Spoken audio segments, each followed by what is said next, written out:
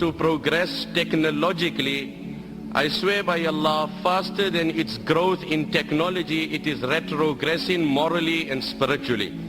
While life seems to become easier theoretically, in theory when you analyze life today, we have such advanced modes of transport, such easy ways of communication. In theory, life seems easier than previous times, but practically life has become more challenging than the previous times. Tension, depression and frustration has, wallah, become the order of the day. Happiness, joy and prosperity is something of the past.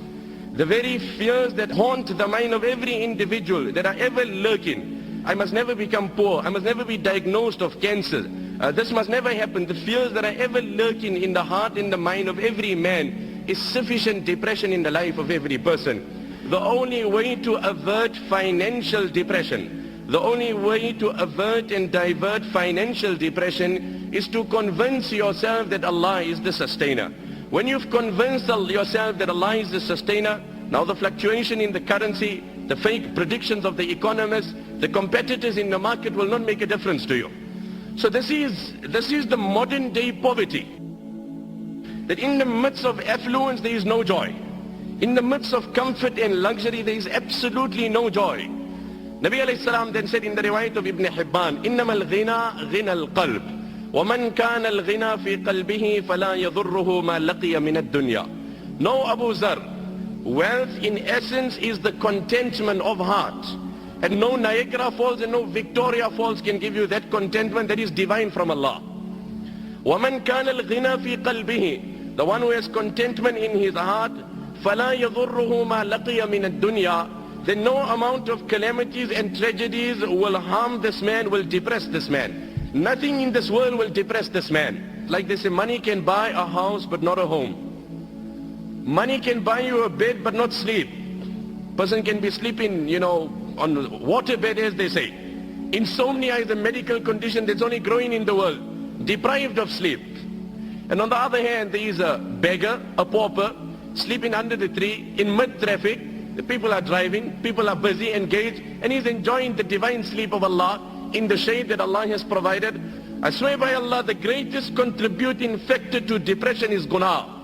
Ask that young boy who after he takes a pill and he's on a buzz and he's on cloud 9 and he's floating somewhere else, as soon as he becomes sober, he goes through such depression that he's left with one of two options. Either he commits suicide or takes a pill again. There's no other choice in the life of that young boy. This is nothing, these antidepressant tablets, that is escapism. You are hiding the reality.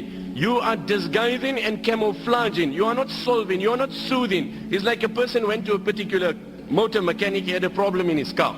He says, you know what, as I'm driving there's this very strange and peculiar sound coming out and I can't trace the problem. So the motor mechanic had a look at the car, but he couldn't trace the problem. He says, you know what, I can't really find anything, but I got a way out. I can solve the problem for you. If it really bothers you while driving, just put your radio a bit louder.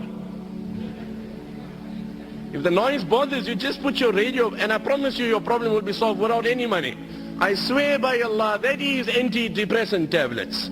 You have solved no problem. You have only camouflaged it, you've disguised it. The problem remains. Become sober and it's worse than what it was.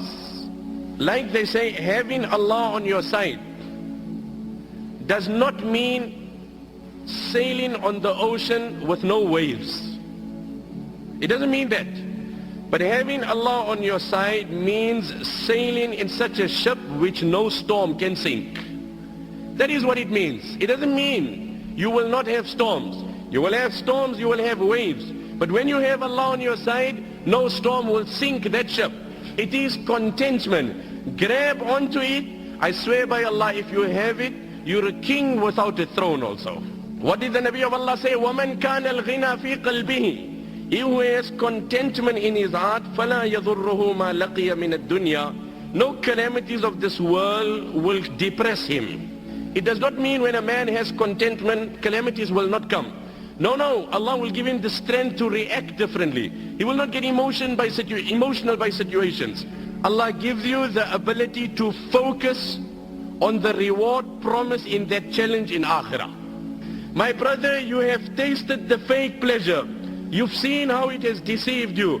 I call you in this gathering and I invite you and I implore you. I introduce you to divine pleasure. I introduce you to spiritual pleasure. Wallah, there is such pleasure in salah. A time may Allah favor you with it, one and all.